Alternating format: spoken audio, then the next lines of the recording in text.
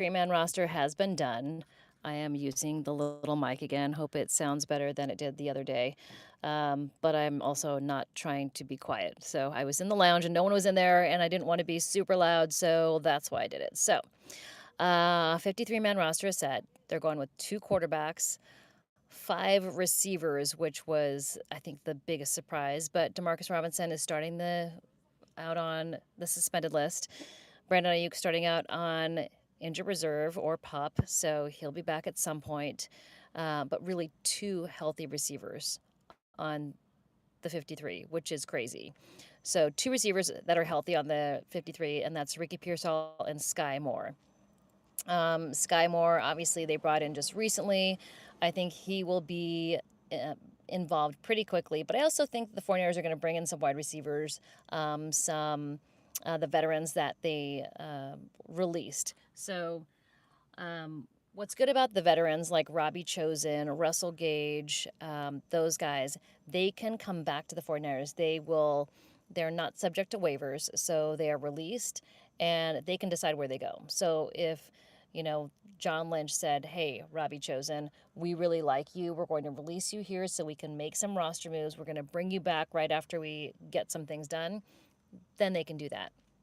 So, hello, Dandrep and Michael. How's it going? So, this is how they're doing it. I think they're going to they could put Jacob Cowing on IR, which is also why they let go of Thomas Morstead. So Thomas Morstead was released, again, a veteran, so he can come right back to the team. Now the young guys like Sebastian Valdez, he's subject to waivers. So someone could pick him up off of waivers, claim him off waivers, and that's the whole order. So the waivers are all done by order. So he'll have to be subject to waivers. Then, if he's not claimed, then the 49ers can bring him back. So he may get poached. They would love to have him on the practice squad, but they kept so many defensive linemen. They kept 11, which is crazy. So, mathing wise, they kept so many less last year. So, last year they kept 17 linemen. I believe it was 8 offensive linemen and 9 defensive linemen. This year it's 21.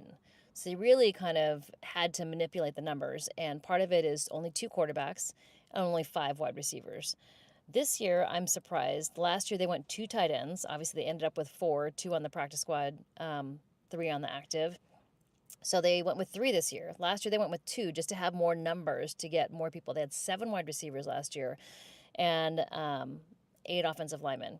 This year, though, with the defensive linemen, they did this because these young guys don't have a lot of experience and they've been injured. So Michael Williams is been practicing. He practiced on Monday, and we're all going to go to practice tomorrow. So we'll see. There's a late practice. We talked to John Lynch and Kyle Shanahan tomorrow at 2:00, and then there's a practice for media to watch after that. So Michael Williams, CJ West, both returned to practice, which is a good thing, which means they probably can be active by week 1. We'll see how it goes. But I know they have a lot of faith in guys like Jordan Elliott, Sam Okwanu, guys that they've kept around. They're vets. So Michael Williams and CJ West might not be quite ready for week 1 yet, but because they missed that time. So the injuries really kind of slowed down Michael Williams and CJ West. And then you've got Alfred Collins, who missed all of the offseason. So, missing the offseason, missing minicamp. He got back into it, training camp, which is good, but he's been a little bit slower picking things up. He had lost some weight, not being able to run, not being able to use his leg because of the calf injury.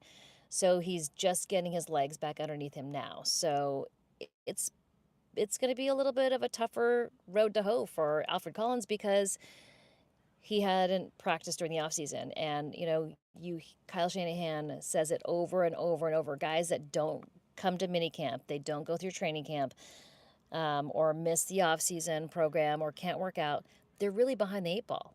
They're behind because they haven't been able to get all the reps in. So great that Alfred Collins got a ton of preseason reps in with the games, but he wasn't around for OTAs and minicamp. So he's catching up. Yes, Harry, I do think the 49ers bring another quarterback on the practice squad. I think numbers-wise, they couldn't do it because they have to have Jacob Cowing. Jacob Cowing's going to miss 6 weeks because of his hamstring.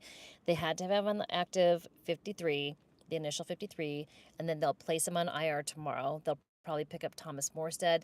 He'll probably be a guy that gets added really soon. Um, I know Tariq Owens is another guy, yes, who had a really good preseason, and I know they like him. I know they would love to have him back. So he has to clear waivers. Um, so if as long as he clears waivers, I believe the 49ers will bring him back. But for now, they've got to see how it goes. So they've got to go through waivers, and then they can bring him back. So the difference is young guys have to go through the waiver process. So 4 years or less, they go through the waiver process. Yes, Sebastian Valdez too. They can be claimed by other teams, and it obviously goes in the order that they have their waivers. And then guys that are veterans, 4 years or more, they are just released and they can pick whatever team they want to go to. So the younger guys don't get to pick where they go. Older guys get to pick where they go. So the Robbie Chosen, Russell Gage Jr., some of those guys who have a little bit more experience, Dallas Flowers, they can say, okay, I'll take the release now, get asked back, and then be back on the field. So defensive line, they kept a lot of guys, but it really is because of the injuries and how the young guys that they need aren't caught up yet. They're not ready for week one. So they kept more guys than they would normally keep. And that, but I think they really like the guys that they have too. I mean, there's a lot of guys on this defensive line that they're not sure who is going to be the starters. Now, I think, Yeturkos Matos, that's another big news item. He was activated to the 53. He's passed his physical, so he's going to be ready, I would think, if not week one, week two. So that's a good sign. He's a guy that can rush from the outside. He can also rush on the inside. So Yeturkos Matos is a guy who I really thought had a chance to make a huge impact last year, but he got hurt in that preseason game, and the Raiders, both he and Leonard Floyd went down in like back-to-back plays. It was insane. I remember Matt and I looking at each other and saying, they could be really screwed. Leonard Floyd ended up bouncing back. He was back within a week. Yeturkos Matos ended up having to have procedure, I think maybe 2, but I'm not sure. So Yeturkos Matos could make a huge difference. He can be like Michael Williams. Imagine if it's Bryce Huff, Nick Bosa on the outside, Michael Williams with his freaking long ass arms, and then Yeturkos Matos on the inside. Then you've got guys like Sam Okwana that can go in or out. Jordan Elliott's been having a really good camp. He's been playing really well. So I think they've got some good ideas for how they're going to use guys on the defensive line. It's just getting those guys up to speed. All right, wish someone would have taken Burford's job. I really think he is. I think Spencer Burford has done a good job at times. You know, when he didn't look good during the preseason, Kyle Shanahan said it was kind of on the play call. And then he got left out there by Luke Farrell, who missed a block, caused a sack. And when you look at the PFF grades, which I do every week, Spencer Burford didn't get charged for that sack. He got charged for 2 hurries, but he didn't get charged for sack. So, the thing is that we judge offensive linemen on the pressures that come from their area, but we don't know what their assignment was. So, the tight end could have come over and needed a chip. The running back could have come over and needed a chip. You just don't know what the play call is. So you don't know exactly what each offensive lineman's assignment is. So you don't know whether they missed their assignment and screwed up and it's a quarterback sack and the whole thing gets, back into like a 3rd and long or 4th and long. You don't know.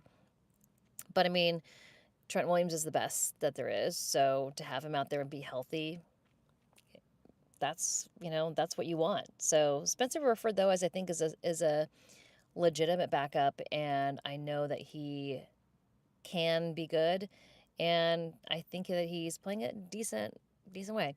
The cuts that really surprised me, Nick Zakel. I'm surprised that Nick Zakel got cut. He seems to have been doing really well, but the indications were there. Nick Zakel got moved over to left guard, and Connor Colby went in there at right guard. So I was like, Connor Colby's passed up Nick Zakel. And it may just be that, hey, this is the time where he kind of has a wake-up call, and he turns around, and Colton McKivitz had one.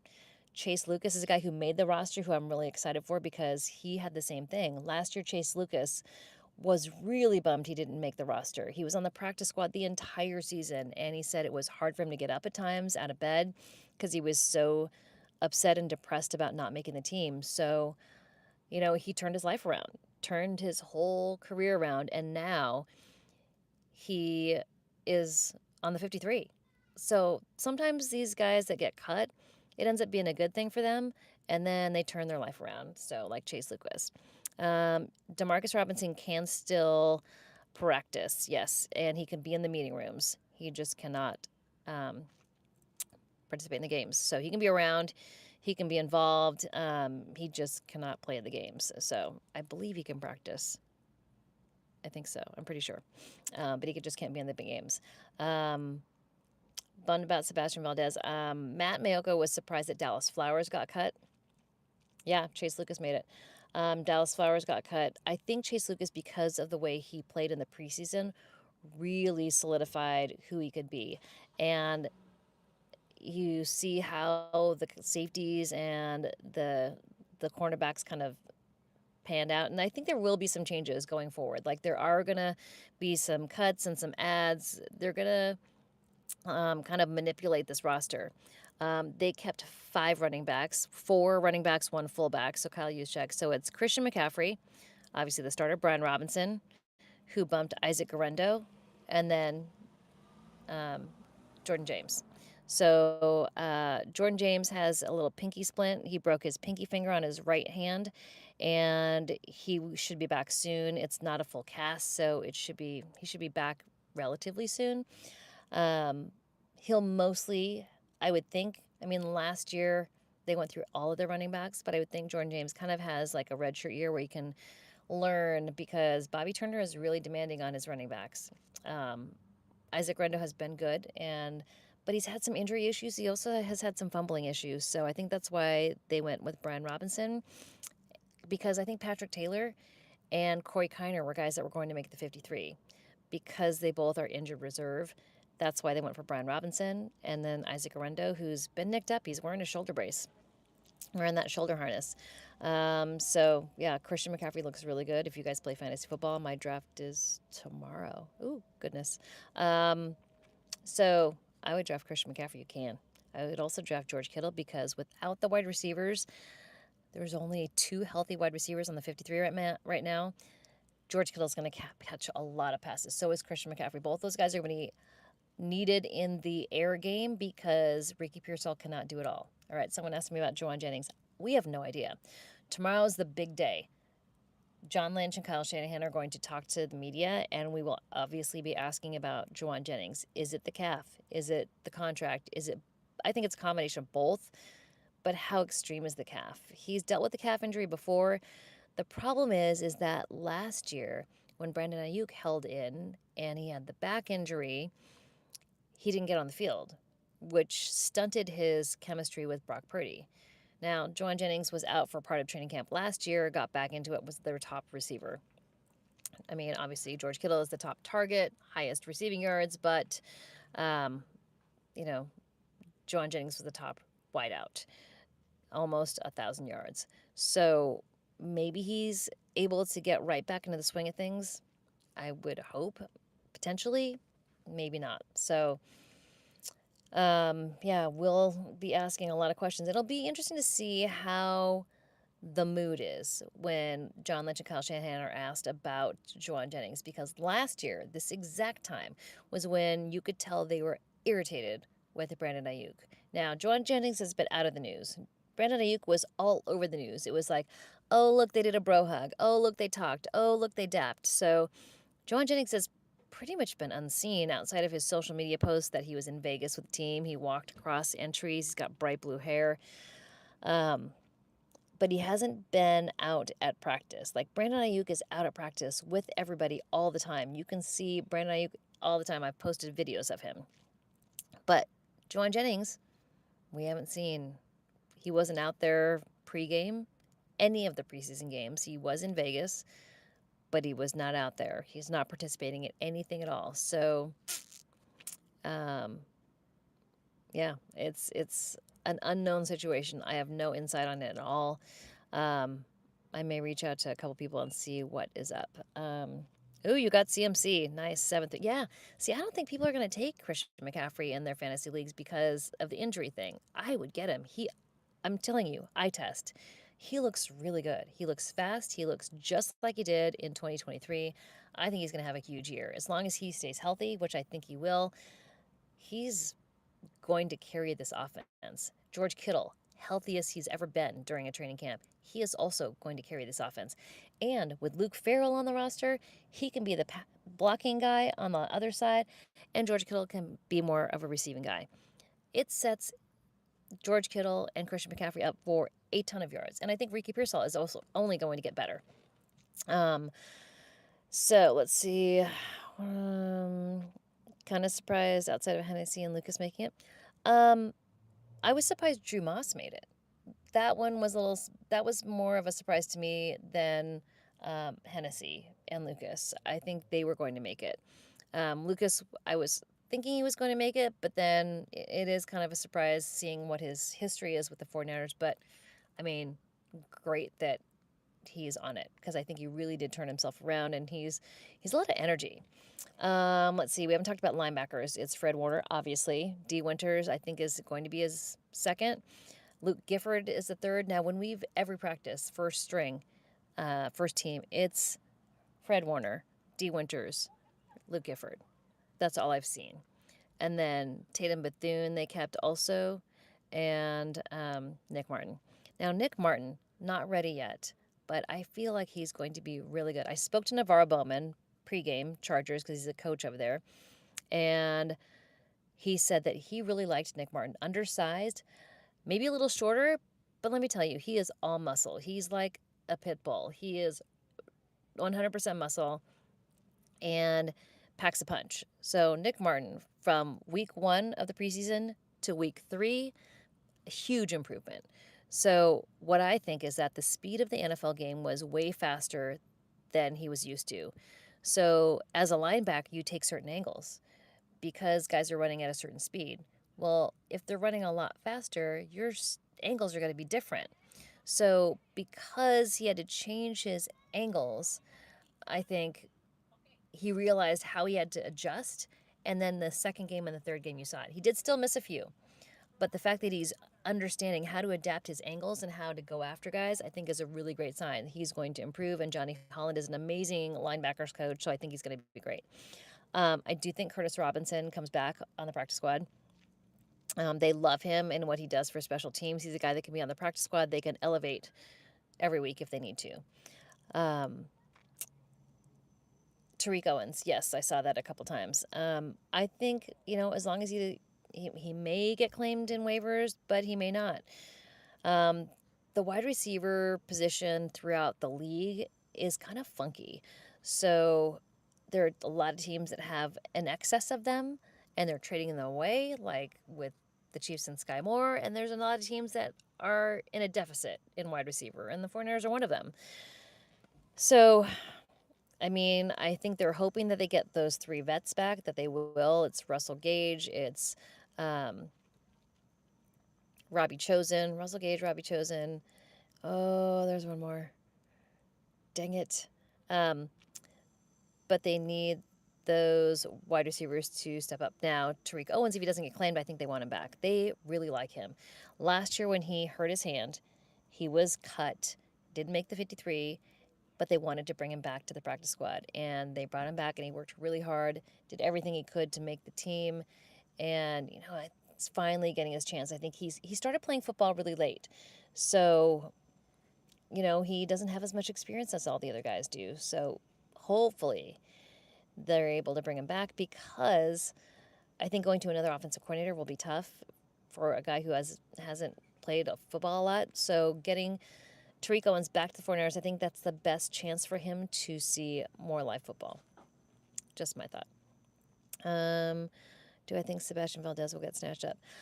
I think Sebastian Valdez is good, and he's so much fun to watch. He's really good in one-on-ones. But when I spoke to a couple people that are really involved in the NFL, coaching and whatnot, they said he's really good at just the bull rush. So I think they like him and they could bring him back and then open up his resume. They need to give him some more moves. So I'm sorry, I need to adjust my arm. Sebastian Valdez just needs to, you know, build his portfolio. He needs to be able to do more than just bull rush. So hopefully, as he does that, if he doesn't get claimed, the 49ers can claim him, and then he'll be able to work with Chris Kasarik, and I think he has a ton of potential to be a really great defensive lineman. He's stout, he's fast, he's got explosiveness, so we'll see what happens. He maybe will. So yeah, he did look great on the stunt. So, do you depend on Levi seeing to get the great? Yeah, really, there is no shade there, and I literally have farmer tan right now from training camp, so it's not very attractive to be honest. Yes, I do think that that Purdy Pearsall connection will show up during the regular season. I don't see why it wouldn't. They've worked really hard for it. They're both very diligent. They both love the game and they work really hard. So I do think that'll happen. Let's see. Let's hold. I mean, I do think they add to the practice squad of wide receivers for sure. Let's see. Who's our backup running back? Brian Robinson. And then Isaac Rondo behind that. I think Isaac Rondo kind of got bumped down for Brian Robinson because he's had injury issues. He's had a little bit of fumbleitis. So I think he can get better. Let's see. Nick Martin gives me Quan Alexander vibes. I think Quan Alexander's a little bit bigger than Nick, but, you know, I'll have to take a look at it. Nick Martin, when you see him on the field, Nick Martin and Upton Stout, you see the whole huddle on the field, and I'm like, oh, there's Nick Martin, there's Upton Stout. Upton Stout should be getting better, calf injury, but they obviously really like him, and I think he'll be the nickel once he's healthy. Let's see. What else do you guys got for me?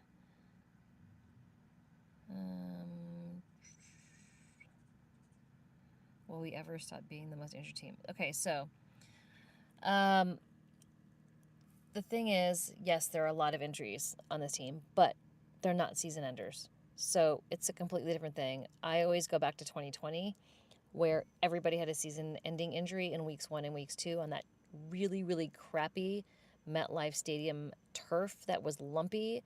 It was kind of reminds me of what they were complaining about in Vegas with that lumpy turf. So let's not go to MetLife.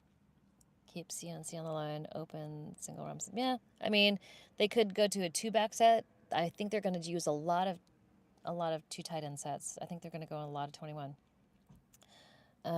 Yes, Utragos Matos, I think, is great. I think he's, I mean, he really was the guy that stood out to me the most in training camp last year. Looking forward to Siegel getting some snaps during the season. Yeah. Marquise Siegel has done a really good job, and the fact that he is competing with Jair Brown for the starting position says a lot about his confidence and his ability to communicate and how far he's come since coming to the building. And Marquise Siegel has, you know, has caught up because he didn't practice a lot at the beginning of the offseason because he had an injury, and so he's really gotten up to speed quickly. Why did they choose Luter over Flowers? Okay, so I think Luter is a better gunner. So this is where special teams kind of comes in. Luter, I think, is a better gunner. I think Dallas Flowers is a guy that they'll bring back to the practice squad and probably elevate him on certain games. I thought he did a really nice job. But when you look at the breakdown, Chase Lucas can play nickel and he can play outside. Luter can also do the same, so maybe they needed that more than they needed Dallas Flowers. I'm not sure. We can ask that tomorrow as well. I think they do we for the practice squad. I don't think they use a waiver to pick up quarterback. I think, you know, there's plenty that got released that they can choose from, and no, it's not going to be Tanner Mordecai or Carter Bradley because both those guys got injured, so they got injured IR. So, yeah. Let's see. Who's a better wrestler? Shawn Michaels. I'm actually Hardy Boys fan, so I like Lita and the Hardy Boys. Yeah, I do think Flowers outperformed him, but I think Flowers will be back. He's a vet, so they can bring him back, and um, he can be right to the team. They don't have to subject him to waivers. Let's see. Travis Kelsey, Taylor Swift, cool for them. They're cute. Not a big Taylor Swift fan, but happy for them. Always happy for happy people. Have you seen the 49ers rival uniforms? I have not. Hopefully not black uniforms. I don't like those either.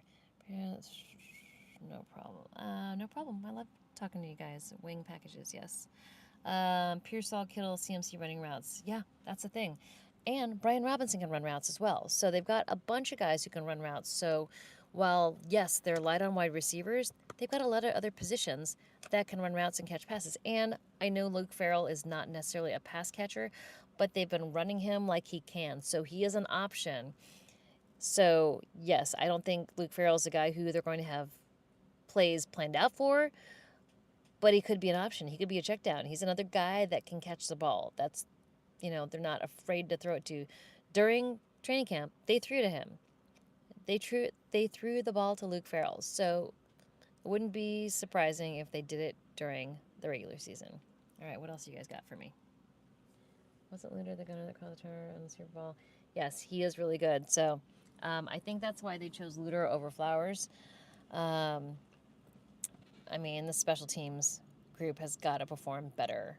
So they've got to perform better than they did last year. They were horrible. Let's see. What else? Reds. What is it? Red zone. This is Niners suck. Take here. Yeah, that's a Kansas City Chiefs tight end. We talk about George Kittle and Claire Kittle and Kyle and Kristen Juszczyk and offseason brand here. Let's see, Les Brising. Yes, I do think Brian Robinson does take a little pressure off of CMC because it's less times he has to barrel through on short yardage situations. So Brian Robinson, straight ahead runner, doesn't quite have the best vision like Christian McCaffrey does, but he will run through the line. Now, I know a lot of people have said, why didn't you keep JP Mason? I think they didn't because he would have been a lot more expensive. JP Mason, franchise tagged him for over $5 million, and they got Brian Robinson for less money because he's being paid already by the Commanders. So, I think it's a good thing. He was less expensive, and he's also a pass catcher. I think Brian Robinson is a better pass catcher than JP Mason. JP Mason might be the better runner, but Brian Robinson's not a bad runner. So, let's see. Seattle flights. Let's go win that Super Bowl. What? Let's see. What do you think the record would be this year? Vegas has them at 10.5, and I think that's a really good marker. In between 10 and 11, they could. This is all they have to stay healthy. Christian McCaffrey has to stay healthy. Trent Williams has to stay healthy, which they are right now. So as long as they can do that, I think they could win 10 to 11 games, maybe 12. But let's not push it. But I do think that they could do it. They should make it in the playoffs. If everything goes according to plan, they should make it into the playoffs. Sorry, I have to adjust my hand. My arm's tired. They should make it to the playoffs with everything they have going for them. The weak spots are guys staying healthy on the defensive line because there's a lot of young guys. So can they get up to speed? Micah Williams, CJ West, Alfred Collins, can they get up to speed quickly? As long as they do, they should be pretty well set. Is Brian Robinson considered handcuffed to CMC or what? I don't know. The thought is that Kyle Shanahan will now use the opposite running back a little bit more because he hasn't used one in the past enough. But I think he didn't have as much trust. I think he has more trust in Brian Robinson than he does in Isaac Orendo or JP Mason.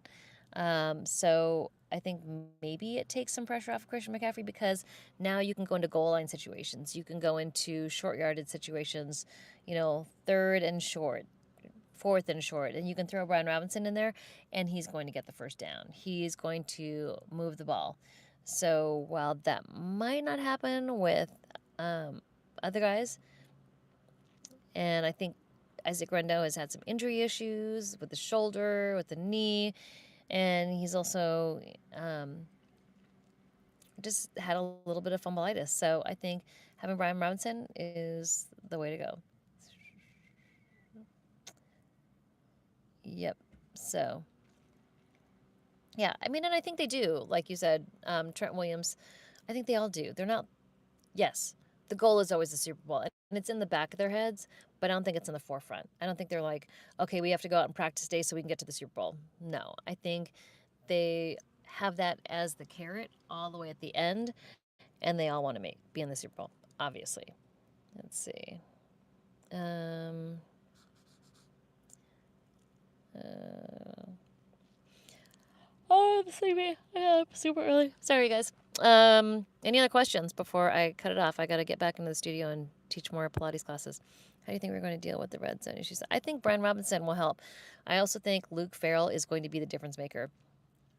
Everybody I've talked to in the organization is incredibly happy that Luke Farrell is on the team. They think it's going to make a huge difference because of his blocking ability, kind of like Charlie Warner, who is kind of an unsung hero on the offense. So, yeah, I think the offense will be fine.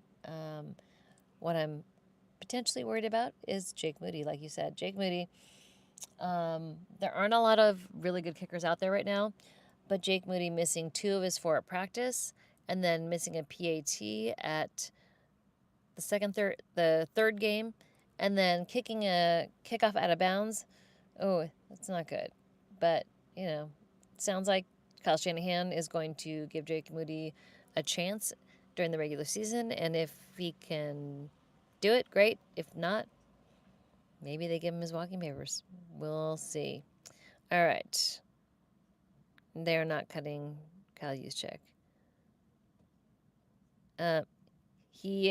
Moody did have issues in practice. He only hit 2 of 4, and he hit the 29, the 34-ish, and then missed a 40-something, 49, or 48, 49, and 53. So that's what I got. Yeah, I'm not shell-shocked. That's about what I thought it was going to be. So that's about it. All right. Hope you guys are well. That was 32 minutes of me yammering on about the 53-man roster. All right. So I'll probably do another video when I get home, but I got to go teach some classes. And yeah, I think the roster is in flux. They've got their main, the kind of the frame of it, and it's going to be in flux throughout the year. So I think it's going to evolve over time, and we'll see that even throughout the first couple weeks. I think it's going to evolve a lot. All right. Thank you, Cindy. I'm going to try to do a few more lives here and there. Does everybody else do lives, or do they just do the standalone videos? I don't know. Anyways, follow me. Watch my shorts videos. Watch my long form videos. Please comment. That's really annoying. More reason to end it. All right, guys. Talk to you soon. Leave comments on what you'd like to see, questions you'd like to hear answered, and I'll talk to you guys soon. Bye.